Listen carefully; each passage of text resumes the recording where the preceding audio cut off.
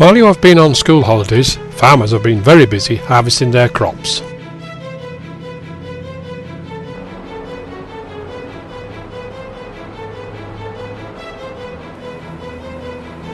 This is wheat being harvested by a combined harvester. Well, what the combine actually does, it cuts the crop off near the floor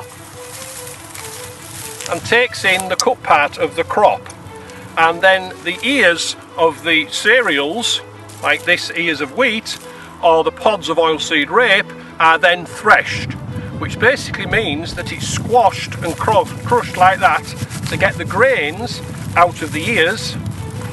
The calf and other bits that come out are then separated by being blown off, and you'll end up with the grain which goes into the combine tank, and the rest of the crop which goes out of the back of the combine as straw.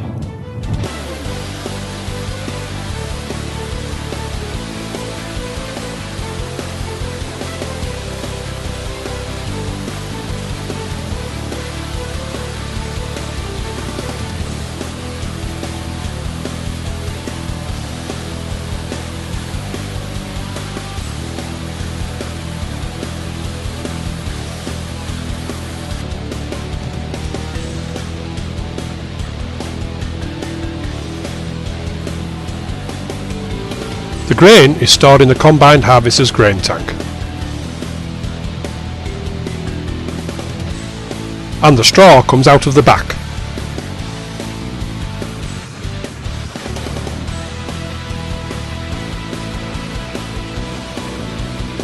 The combined grain tank is emptied into trailers which take the grain back to the farm.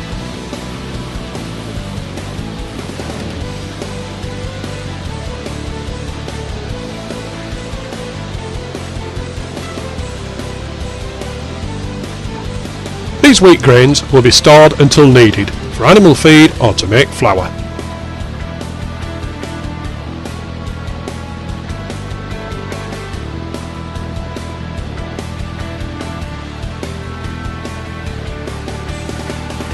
This is a baler. It picks up the rows of straw and compacts it into round bales. The wheat straw is baled to use for animal feed or bedding.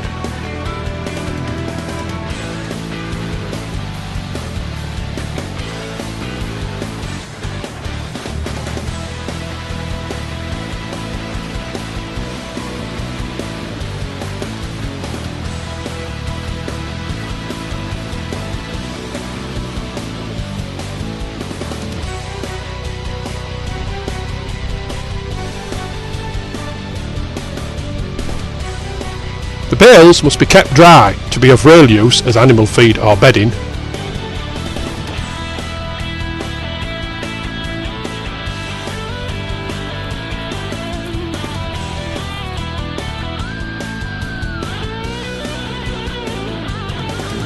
So the bale straw is led from the field and stored.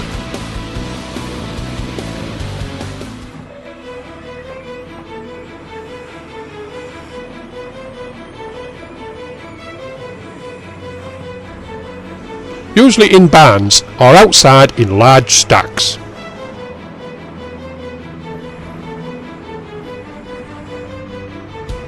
If stored in stacks outside, only the top layers will get wet and spoil.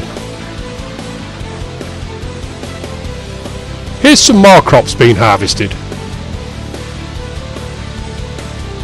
Barley for beer or animal feed. Oilseed rape, which is crushed for oil, which is usually used for cooking.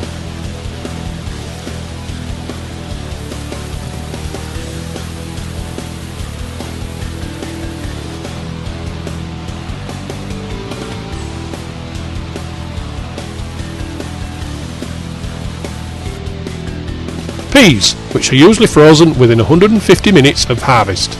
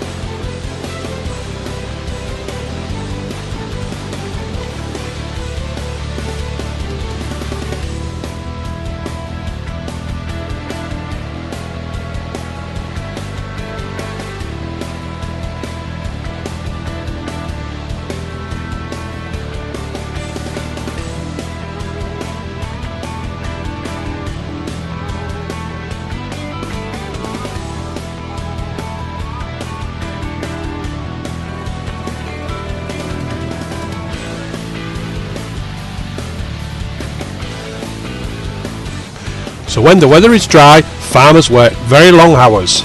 You may have seen them working long into the night.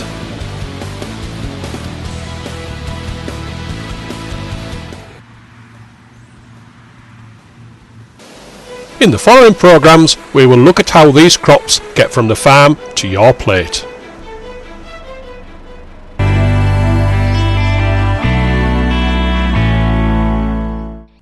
The farmers' livestock have also been harvesting grass.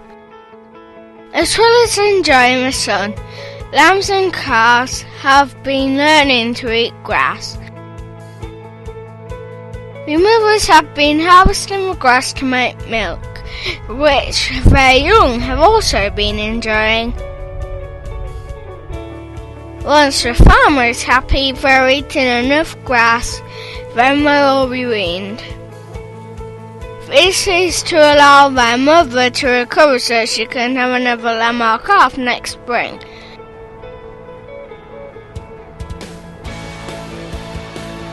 These ewes and lambs have been rounding up to be weaned.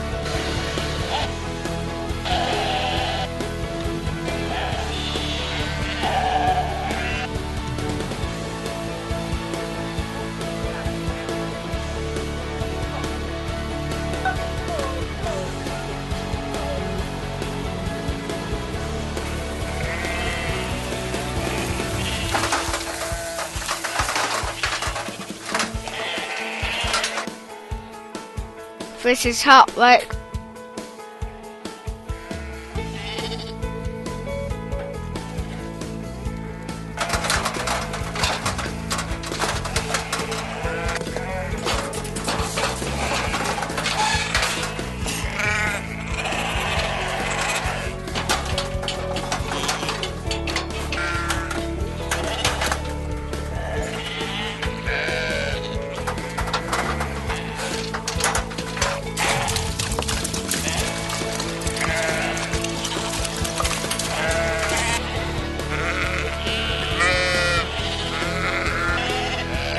Some of the lambs have really grown and look enough to be sold for meat.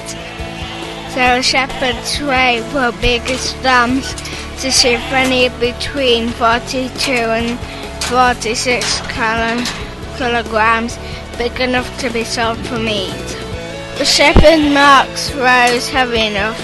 They'll be rounded up and sent for slaughter next week.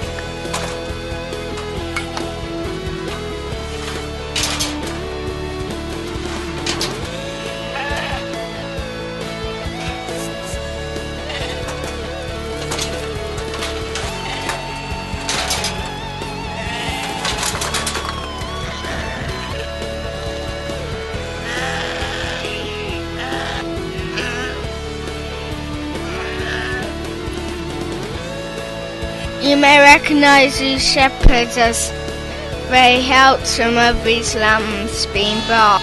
This is the result of all their hard work. Lamb ready for you to eat. What we have here, first thing, is a lamb.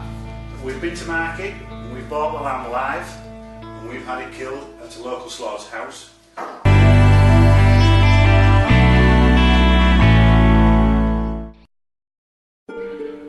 What is your local area like?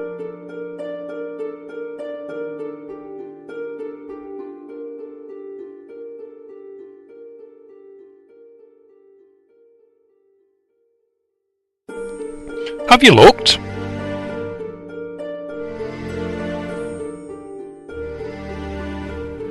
The dry valleys and big skies of the Yorkshire Wolds were created and moulded by several glacial periods when large parts of Britain were covered by ice. The ice sheets created the rolling hills as the glaciers moved. The last ice age ended about 8,000 years ago. As the temperature rose and the ice melted, vast flows of water created rivers which carved out valleys. As the area of the Wolds was already elevated above the surrounding countryside, this gave us the landscape of deep valleys in a raised area of smooth or rolling hills. This elevation and the latitude makes the Wolds different from other chalk areas in England. They can be very cold and isolated in winter. For this reason, they have always been sparsely populated, which had an effect on the farming practice. The ice sheets and rivers filled with meltwater were just the start. Man's activities since then have further shaped the Wolds, giving us the landscape of today.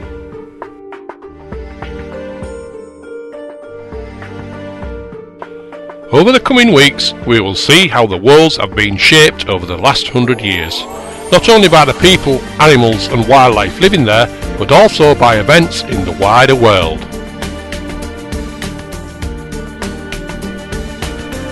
And we will look at how the Wolds are still changing today. Why not start looking around your local area? How has it changed? Why not ask grandparents to tell you how it used to be in your area? What shops did there used to be? The classic characteristic high dry valleys overlying chalk or limestone of the Yorkshire Wolds rise from the North Sea at Thornwick Bay, Flamborough Head and Bridlington. Sweeping through the Great Wold Valley, through villages like Weaverthorpe,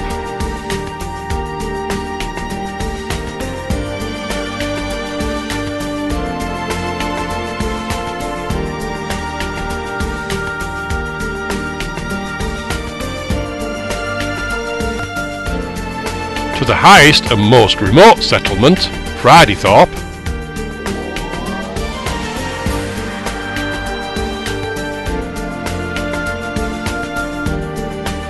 to the highest point on Garrowby Hill, marked by this trig point. A very busy route from the towns of West Yorkshire to the coast. Garrowby Hill has a memorial statue to King George, and also to the crew of a Wellington bomber which crashed in 1944.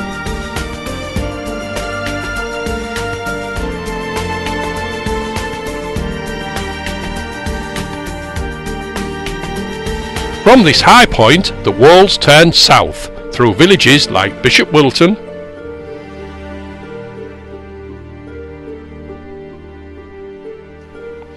Newbald, before finally meeting the Humber estuary.